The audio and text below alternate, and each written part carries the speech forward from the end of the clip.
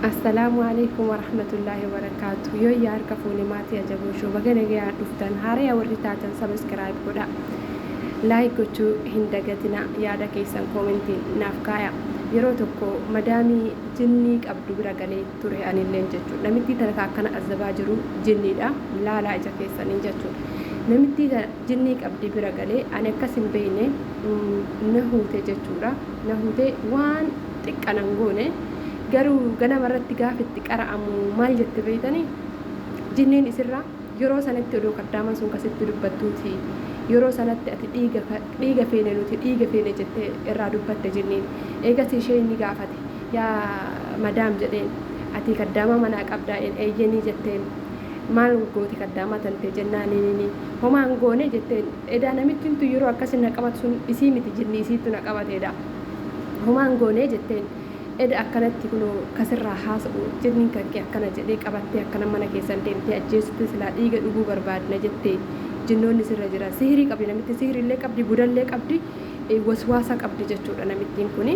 jedhee isheen itti hime namittiin na yaamteet borumtaa sa'aatii misaa booda na yaamteet dhiifama na gaafatte tartiiba viidiyoo kanaa guutuu seenaa kanaa boodar isiniif hima garuu namittii kana mana isii keessa wanni akkana azabaa jiru jinnii kanaa jechuudha hin darbatti ammallee ilaalaa manni guutuun ni socho'a manni guutuun jechuudha tallaa jalleen socho'u jira jechuudha mana kana viidiyoolee kana hedduu arge mee daa'ima sabiyyii kana yoo jinni dhufu akka ittiin itti beekee achi ilaalee argime ilaala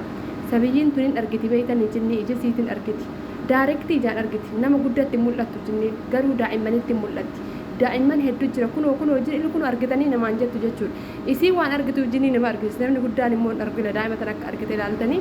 jinni argitee jirte jechuudha haati zawii daa'ima isii kana yaaddee ol jetti jechuudha ol jettee achi yoo mul'atu hin jiru amma hin argiti haatilleen jechuudha hin darbatti ergaa manneen akkanaa kana keessatti beeytanii keessattuu suuraa girgiddarraa kaasuun barbaachisaadha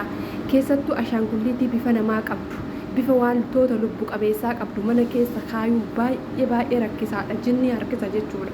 dhugaa dubbachuuf peestaalii lama ashaangulliitii harree ganne gaafas jechuudha nu mana madaamii saniiti seenaa kiyya kana mee boodarra wallaahi viidiyoo xumurarra misnii kaa'u kana guutuu isaa dhaggeeffadha obsi kun lubbuu isin bahuuf deemtullee isin hambisa jechuudha qadara jenna malee obsa qabaattee naati qadara hangee kamirraa yoo taarrafta jechuudha rabbii ta'ii rabbiitiin jechuudha dhugaa dubbatu obsa kee gaafsanii kanaa kenne rabbii malee anufii kiyyaayyee miti jechuudha egaa manni kun akkanumatti azabaman jechuudha warri mana kanaa kuni nasiirii garagaraati micattiin takka hin gaddaa gastii tiktookaa irratti yaa sheek akkanatti sagalee haadha kiyyaa na jibbisiisaa sagalee jaarsa kiyyaa na jibbisiisaa ji'a jahaaf deemaa isheen isirra qara'anaan jedhe silkii yoo narra qara'e hin danda'amaa jettee gaafate hin danda'u jedhe isheen deebise akkasiin itti bootu Assalaamu alaikum warahmatullahi wabarakaatu. Obboleewwan kii shamarranii kan ganaa biyyarraa yaa'uu heddan keessattuu kayaatanillee ganaa waa hedduu isin mudatu danda'a biyya ormaa kana keessatti warri ala hojjettanii dolumatti qabaa obsa kiyya kana dhageeffadha. Guyyaa tokko madaamiin kan koo na huute walakkaa waan ni jalaa fi daqiiqaa 20 ol mana keessan na deemte jechuudha. Anuma guddoo tana na huute garuu guyyaa sana obsa koo guyyaa saniittu na ajaa'ibsiisa gar'aatti. Wallahi yeroo hedduu namatti hiriyoota kiyyatti nima yeroo hedduu jechuudha hiriyoonni kiyya tokkochi obsaa akkasii san qaban hin jira yeroo sanatti yoo madaamiitti dubbatti caaman kan rukutee faa deemutu jira jechuudha bira ani mana sana hojiidhaaf haarawa seenee mi'ammada jalqabarraa sana hima seenee ansoo namitti hin deettee ji'a lama daa'imni takka toggaa nama qabdi jaarsa waliin galan bakka mataan na dhukkuba yoo isaa waliin wacan kan hundaa akkasuma ji'a ga'u ka'e guyyaa tokko wal lolan amma dhiirsa kanaan wala ri'oo eegalan mana keessa akkuma daa'immanii kan dhariite siin hin baatu hin godhattu surree jettiin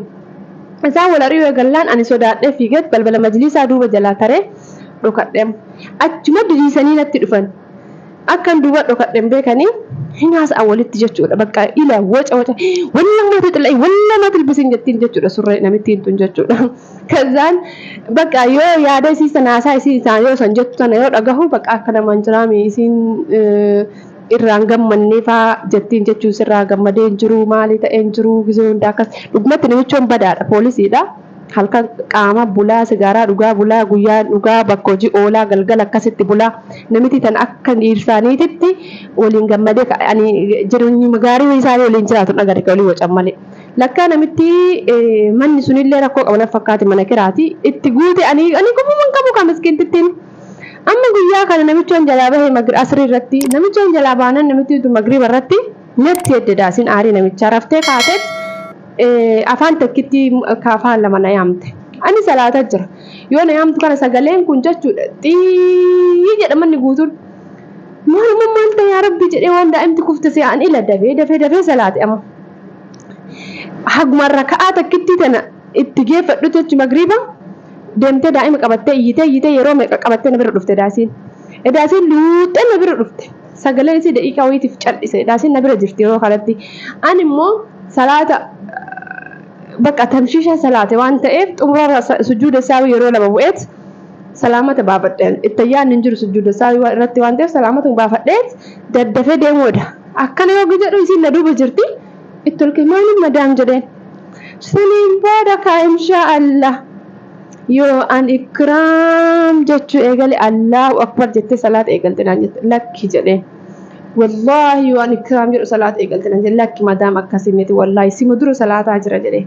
kottu naan jette daa'imattiin irra darbite quraana na qabachiiste kilaasii isitti kakadhu naan jette amma yoo ate dana qoomamteen buli kakadhu naan jette harka birgaa irra kaa'e eshi hin kakadha jedheen harka birgaati irra kaa'e wallahi laazim kun osoo ati ikraam jedhee salaata seena jedhee kakadhe dhuguma ammoo doo soba ta'e abadan imaanni kiyya caqeedha yoo saniin kakadhu osoo soba ta'e kazaan amma garuu uf shakkaan imaanni kiyya ammaa kana garuu rabbiin naaf haa dhiisu inja badaan kun kudhanyaa yuufitti fakkaadha amma astaghfirullah laazim kazaan amma kakadhe eshi jettee hammaama seentee anillee xuunxoo daa'immanii guuree olii seenee maxbaka dhiqee maal jedhe ammallee natti dinamitii sun narraa hin geeffanne ammallee natti ammas maal gooti ishaayii salaattee sijjaada marra teettet amma maxbakatti misaa iraata hojjechaa jiraati sagalee diqqeessitee na yaamte edaasii na soyxi wallaahi aarii namichaan abboof na soyxi edaasii ikraam jette sagalee diqqishu takka dheessa kilaasii isiitii fi maxbaka an jiru kana jidduu saaloonaa bal'atu jira isin garuu tonkoliif na yaamte an garuu waan sirriitti magriiba irra jiileef seera dhaggeeffataa jira daa'imattiin xiqqoollee na bira jirti maama si barbaadinaan jennaa fiinee dha'in amma daa'imattii wajjin dafee bira dhaqee odootii sijjaada irraa yoo qe'in haa madaam jedhee qaata si yaamamaan dhufinnaan jette takkitti na yaamte wallaahi laazim kunoo dhufe si bira jira jedheen hin dhufne naan jette kunoo ana abarka si bira dhaabataa jiru jinniidha jedheen laamaa jiitii yoo jettu mana kana akkamatti olmaan diidii hindi ini rifadheen iyyitiisisan ka dura iyyita ammallee moo dhiyi namittiin kun bakka dhanatti adda jedhe kalaa wallaahi laazim balballi qulfiidha namichoon sa'aa fedhe galaa bakka qixxee namni tokko kana dhaqqabu jiru bakki deemsa sa'aa tokko isu waa inni dhaqqabu yeroo sanitti kazaan ishfiif madaam jedheen hindi maal taati kun waan iyyuu si bira dhaabataa jira maal taati kun am takkitti mana yaamte dhufe jedheen wallaahi laazim achumaa ol kaateetti asuman ejjette namittiin tun jechuudha ila asumatti ejjette akkuma qiqqi jettee na qabde kazaan yeroo takkitti bicha harkasii kan akka ofirraa gadi qabee as bira bichaa qaba iskaarbii akka ofirraa gadi qabee isin asiin gadi na qabdi ani immoo akka mormarraa gadu dhiiba humna isii jechuudha humna sina humna isii anuu humna qaba garuu jechuu akka tokko humni isii humnaa miti kazaan na gafattarika didi mana kana keessa kaa yaa rabbii kiyyaa nama rika na hudhika ana firraasii qaba isin na gafattarti na dhiibni na kuffisu barbaada ana firraasii qaba girgiddaa kanarraa wannoon kun looyaan guddaan kun gadi daa'imman lama wirr gaduma na dhiisuu didde namitti waan feetu isiif rabbi waliin beekan gaduma na dhiisuu didde harkuma isiin irra goge kan ofirraa buqqisuu dadhabe kadhaa seetani madaam ansi akkana jechuu dhufne madaam ani hojii kiyyaa dhufne madaam ani akkanaaf dhufe wallaahi laazim yoo nan barbaadne amma shaanxaa kee hojii ganna baase birrillee hin barbaad annagaya barbaade ani immoo sodaadhu yoo sani haarawa xalabaa bade ila qiiqnatti ol jette lubbuu yoo san jechuudha mana isa xalabaa bade manuusa seena yoo san haarawa jechuudha kazaan warwaadhe mee gadi na haadhistu yaa jamaa hin lolladhe jettani hin tanqaxaaqqate jettani harkisiin jabaataa jettani wallaahi hidda natti galchite jechuudha alhamdulillah rabbil alamin obsi kiisuun aqallee odoo jiraatiin ati tola kazaan angaruu dasiin obsaayyuu si jammar obsi akka gatii qabu argee jechuudha amma akkamatti baddee kadhaba kii kanaan yoo ati na rukuttellee sin rukutu yoo ati na ajjeestellee sin tuqani waan feete na godhi garuu ammaas si godhe jedhee ni kadhaba aaga gafattar afaan kee waliin nan deebu kadhaa malee achi booddee na argachuu diddee ganna dhis edaasiin gisee san akka anillee akkuma san rukutu yookaan harakaata itti godhu barbaaddee naqaltee dhiiguma kiyya dhuguu isii amaaree san jinniin irra jiru jechuudha an akkas isii hin beekne namuma si ture yoo isin akkasitti na gootu san edaasii miti akkas na godhu jinnii isiiti kazaan amma deemteetti aarii kiyya ana gallakkistee algaa isiitti irra teettee akka nam kirotaaziyaa o'aatti manii kanatti boo'u eegalte wallaahi al'aazim siksik jettee namittiin tun kaza akkam balbala isiitti irra kadhee dhaabadhee ilaalee hasaabee namittiin tun maal taatee jedhee itti masiqee inimmaan ejesii kanarraa gadi xaxxaragee madaam ceel eegi yoo an waasi godhe dhiifama guddaa naa goe anis boochisuu fi dhufne anis illee gammachiisuuf illee gammaduun dhufe malee ansi boochisuu dhufne garuu mee maal si godhe anuma si aarsee dhiifama jedhee immaan akkanatti irraa gadi jechu akkanatti irraa gadi xarage wallaahi al'aazim irraa gadi xarage kazaan xiqqoo naaf kasoomte jechuudha isiin naaf kasoomte innaan ilaalchee mee maana yaamtee jedheen waan ajajje biraa deeme kazaan ajajisiisa fuudhee biraa hin deeme sanaan booda ijoollee yeroo makriiballee itti biraa bayinaan jiran ammallee naddeebite namittiin jedhee hiriyoota kiyyaan u'u jedhika ati fayyaan qabdu an duraa sitti naasi ajjeessu haa maal si gootu namittiin gaddaa maaliif beektu waan isiin qabdu amma tan hin buliin amma tan si waaqa bilbilu malee itti bilbilattu malee baatu malee halkan mukaanaan jedhan inni obsi abboo nuu calliseetumaan laal namichi illee hin gallee bakka boru ganama deema jedheetumaa isaan tasgabbeesse callise. Bariisarratti zuurii booda daasiin guyyaa halkasa dhukkuba bulanii rafee halkasa isii dhukkuba bulee fajri irratti iyyitee maraattee sheekatti yaamanii daasiin waan hin taane irra jiraataa turtaan immoo rafee sa'a ashraa yoo ribaan ka'u kazaan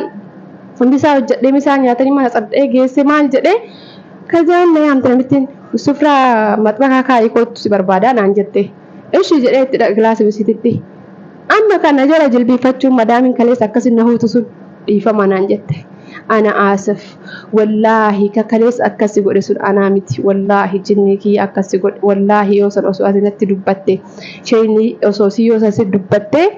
silaa dhiiga si dhuydas naan jedhe jinniin kiyya dhiiga si barbaachisa naan jedhe eebade kaa wayyaa rabbi kee jechuun amma kaa siqalee dhiiga kan kee dhuginaan jedhe jinniin kiyya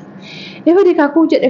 holladhee tan qaxaaqaxee darabbiin na oolchu akkasi obsa sannaaf kennee jedhe warabbal ka'aba wallahi yaa jama ammallee mana fakkaatan ammallee dafee nama bakka mooshin baay'een ta'u jechuudha kazaan osoo ati gisee sannatti dubbattee an yookaan siqalee dhiiga dhugaa shayni akkas naan jedhee an ganama fajriirra iyyee ture ganama sheeka yaamee ture shayni amma kun dawaa kan hundi sannaa kennee zayitii minaamina kan dhiibaniin kamaal jedhaniin namichallee ittimee akka irraan fagaanne jechuudha dhiirsallee jechuudha akka waliin bulu minaamina jedhan shayni lakkaasi sihirii qabdii ija qabdii injiraamti jimmii garagara qabdi daasiin ani shente maaliif kana beekanne akkanuma rabbiin waan xalaballee haaraa weefi sodaadha bakka sanumaa sodaadhee obseef illeedha osoo warra xalabaa taatee garuu bannee nama jalaan callisan namitti iskaarbiin dhuffatu naan jetti xalabatti iskaarbii tana yoo ammarra sirra arge naan jetti ani akkanaa san uffadha xalabatti sirra arge sirraa fuudhee zbaala gata naan jettee turte xalabatti jechuudha wallaahi jedhee waa uummanni makiina dhamma mikilisaa godhaa jira akkana cufee wallaahi jedheen osoo ana kana dhaabbadhati iskaarbiin irraa fuutee zbaala gattee jennaan wallahi alazim dhuguma ati nama jedheni namitti dhaadadhe iskaarbii achirraa qaamii godhee uffachuu eegalee jechuudha illi kiin naqabe baxaam illi kanya garuu ka gaafa namitti tana rabbuma lubbuuti oolchu akkasi obsanaa kenne akkasi dhiifama na gaafattee na biraan deeminii torbee lamaaf yaalamuu qabaa sitti qara'anaan jedhu dhugumatti immoo sheen torbee lamaaf itti qara'ee anillee ishi dhiifama sii godhe jedheeni torbee lamaaf daa'imman sii kunuunsee fi anallee na dhukkee booddee mala sanii bahee jechuudha. Ila baka birrii gatee beemoota nallee hanqina dhiigaa godhee cinqirraa jechuudha dhukkube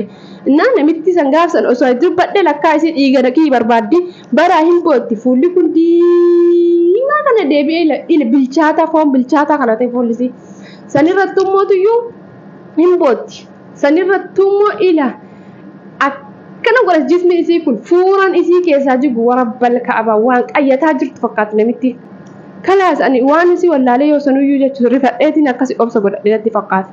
Innaa namitti sun akkas obsa osoo gaafsa qabaachuu baadhee har'an eegu. Obsi waa baay'ee jira. An takka lamaan jireenya mana madaamii dabarsu osoo ni hime hin boottan fa'a. wallahi meeqa keessatti amma shaaffadee akka barbaadanitti shaaffadanii maal taatanii yoo biyyallee baatan akkasuma barbaadanii waa baay'ee jira. Warri har'a taphatee akka fedhe tokko guutuun mudannoo mataa isaa qaba, seenaa mataa isaa qaba. Kanaafuyyuu hundi keenya waan nu mudate qaba, waan nu dhukkube qaba, waan nu seenessu qaba, waan nu madeessu qabaa jechuudha. Qabnaa jechuudha. Kanaaf obsa gadi uf qaba hojjetadha biyya keessatti gala. Yoo isin akka feetan taatan mana madaamitillee yoo baatan badheetti kabiraatu isin nyaata. Alagaan biyya ormaa biyyuma ormaati. Obsi biyya keessallee ta'e biyya ormaallee ta'e duniyaa irratti milkaa'inni kee inni tokkoffaan obsa keeti jedhee amanaan garuu waa baay'ee arge. Buusuu nagaraayyoo ufduraafillee mootuyyuu akka waa baay'ee arguuf ta'a jechuudha. Obsi immoo akka gatii qabu baruunu waan guddaadhaan akka obsi gatii qabu bareetiin jira. Isinis baraachuuf tana isiniif hime gaafa san lubbuuti ya rabbi oolche alhamdulillah yoo naga'een jira. Assalaamu alaikum.